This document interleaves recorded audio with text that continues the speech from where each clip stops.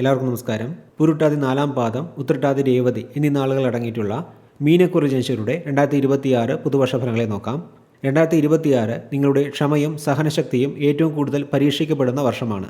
ജന്മരാശിയിൽ ശനി നിൽക്കുന്നതാണ് അതിന് പ്രധാനപ്പെട്ട കാരണം. ഒരു വശത്ത് 7 ശനി നിങ്ങളെ തളർത്താൻ നോക്കുമ്പോൾ മറുവശത്ത് ജൂൺ മാസം മുതൽ ഉച്ചവ്യാഴം നിങ്ങളെ കൈപിടിച്ചുയർത്താൻ വരുന്നുണ്ട്. വർഷം തുടങ്ങുമ്പോൾ ജന്മശനി ആരോഗ്യത്തെ ബാധിക്കുമോ എന്നും ഈ വർഷം വിദേശത്ത് പോകാൻ സാധിക്കുമോ എന്നതിനെക്കുറിച്ചെല്ലാം നമുക്ക് വിശദമായി പരിശോധിക്കാം. ആദ്യം പ്രധാനപ്പെട്ട ഗ്രഹങ്ങളുടെ സഞ്ചാരങ്ങളെക്കുറിച്ച് നോക്കാം. ശനി ജന്മരാശിയിൽ സഞ്ചരിക്കുന്നതിനാൽ എപ്പോഴും ടെൻഷൻ, ഉറക്കക്കുറവ് എന്നിവ അനുഭവപ്പെടും. ഒരു കാര്യവും ചെയ്യാൻ തോന്നാത്ത അവസ്ഥ, കാര്യതടസ്സങ്ങൾ എന്നിവ ഉണ്ടാകും.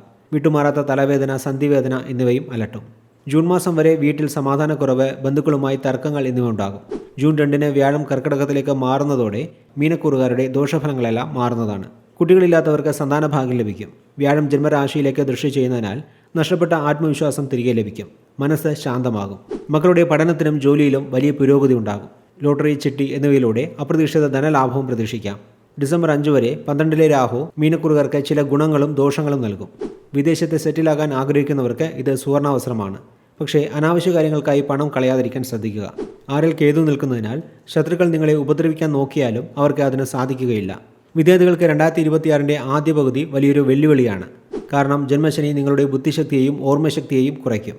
എന്താണ് പഠിക്കേണ്ടത്, ഏത് കോഴ്സ് എടുക്കണമെന്നതിനെക്കുറിച്ച് വലിയ ആശയക്കുഴപ്പമുണ്ടാകും. ജൂൺ മാസം വ്യാഴം 5-ാം ഭാവത്തിലേക്ക് മാറിയതിനു ശേഷം അതുവരെ ഉണ്ടായിരുന്ന ആശയക്കുഴപ്പങ്ങളെല്ലാം മാറി പഠനത്തിൽ ശ്രദ്ധ കേന്ദ്രീകരിക്കാൻ സാധിക്കും.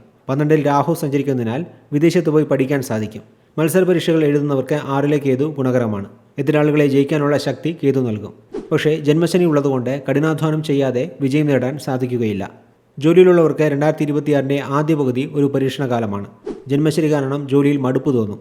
ഈ ജോലി മതിയാക്കിയാലോ എന്ന് പലവട്ടം ചിന്തിക്കും. മേലുദ്യോഗസ്ഥർക്ക് നിങ്ങളോട് അതൃപ്തി തോന്നും. പക്ഷേ ജോലി രാജിവെക്കരുത്. കാരണം ജൂൺ 2 ഉച്ചവ്യാഴം വരുന്നതോടെ പുതിയ അവസരങ്ങൾ നിങ്ങളെ തേടി വരും. നിങ്ങളുടെ കഴിവുകൾ അംഗീകരിക്കപ്പെടും. മനസ്സിലെ ആശയക്കുഴപ്പങ്ങളെല്ലാം മാറി ജോലിയിൽ ശ്രദ്ധ കേന്ദ്രീകരിക്കാൻ സാധിക്കും. സാമ്പത്തികപരമായി നോക്കിയാൽ വർഷത്തുടക്കത്തിൽ വരവിനേക്കാൾ കൂടുതൽ ചെലവ് എന്ന അവസ്ഥയായിരിക്കും. എന്നാൽ ജൂൺ 2 ശേഷം കാര്യങ്ങൾ മെച്ചപ്പെടും. ഷെയർ മാർക്കറ്റ്, മ്യൂച്വൽ ഫണ്ട് എന്നിവയിൽ നിന്ന് സാമ്പത്തിക നേട്ടങ്ങളുണ്ടാകും. ഇനി പ്രണയം, കുടുംബം തുടങ്ങിയ കാര്യങ്ങളെക്കുറിച്ച് നോക്കാം. ഇവിടെയാണ് ജന്മശനി പ്രധാനമായി പ്രശ്നങ്ങൾ ഉണ്ടാക്കുന്നത്. നിങ്ങളുടെ മുഖത്ത് എപ്പോഴും ഒരു വിഷാദഭാവം ഉണ്ടാകും. ചെറിയ കാര്യങ്ങൾക്ക് പോലും ദേഷ്യപ്പെടുന്നത് ഒഴിവാക്കേണ്ടതാണ്. ജൂൺ 2 ശേഷം പ്രണയിക്കുന്നവർക്ക് വിവാഹത്തിലേക്ക് കടക്കാൻ സാധിക്കും. ദമ്പതികൾക്കിടയിൽ സ്നേഹം വർദ്ധിക്കുകയും കുടുംബത്തിൽ മംഗളകർമ്മങ്ങൾ നടക്കുകയും ചെയ്യും. ആരോഗ്യപരമായ കാര്യങ്ങളിൽ 2026 അതീവ ശ്രദ്ധ വേണം. കാരണം ജന്മശനി ശരീരത്തെയും മനസ്സിനെയും തളർത്തും. വിട്ടുമാറാത്ത ക്ഷീണം, തലവേദന, കാലുവേദന, വാതസംബന്ധമായ അസുഖങ്ങൾ എന്നിവ ഉണ്ടാകും. ഡിപ്രഷനും ഒറ്റപ്പെട്ടു പോയി എന്ന തോന്നലുകളും വരും. ഈ കാലയളവിൽ മെഡിറ്റേഷൻ, യോഗ എന്നിവ ശീലമാക്കുന്നത് ഗുണം ചെയ്യും.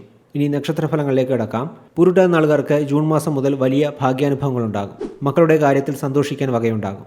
ഉത്രട്ടാതി നാളുകാർക്ക് കൂടുതലായി ശാരീരിക ബുദ്ധിമുട്ടുകൾ അനുഭവിക്കേണ്ടി വരും. വിജയത്തിന് വേണ്ടി കഠിനാധ്വാനം ചെയ്യേണ്ടിയും വരും. രേവതി നാളുകാർക്ക് പഠനത്തിൽ അലസത ഉണ്ടാകും. വ്യാപാര വ്യവസായ രംഗത്തുള്ളവർക്ക് ജൂൺ മുതൽ നല്ല സമയമാണ്. ഇനി ദോഷഫലങ്ങൾ മാറാൻ ചെയ്യേണ്ട പരിഹാരങ്ങളെക്കുറിച്ച് നോക്കാം. എല്ലാ ശനിയാഴ്ചയും അയ്യപ്പൻ്റെ അമ്പലത്തിൽ ദർശനം നടത്തുക, എള്ളുതിരി കത്തിക്കുക. വ്യാഴാഴ്ചകളിൽ മഹാവിഷ്ണുവിൻ്റെ അമ്പലത്തിൽ പോകുന്നതും നല്ലതാണ്. ജന്മശനി മനസ്സിനെ അലട്ടാതിരിക്കാൻ ദിവസവും 10 മിനിറ്റെങ്കിലും മെഡിറ്റേഷൻ ചെയ്യുക. മൊത്തത്തിൽ നോക്കുമ്പോൾ മീനക്കുറുകാർക്ക് ഇത് ഗുണദോഷ സമ്മിശ്രമായ വർഷമാണ്. ജന്മശനി തരുന്ന സമ്മർദ്ദങ്ങളെ അതിജീവിക്കാനുള്ള ശക്തി ജൂൺ മുതൽ ഉച്ചവ്യാഴം നൽകുന്നതാണ് എന്ന് പറഞ്ഞുകൊണ്ട് ഈ വീഡിയോ ഇവിടെ നിർത്തുന്നു. അടുത്ത വീഡിയോയിൽ കാണുന്നതുവരെ എല്ലാവർക്കും നന്ദി, നമസ്കാരം.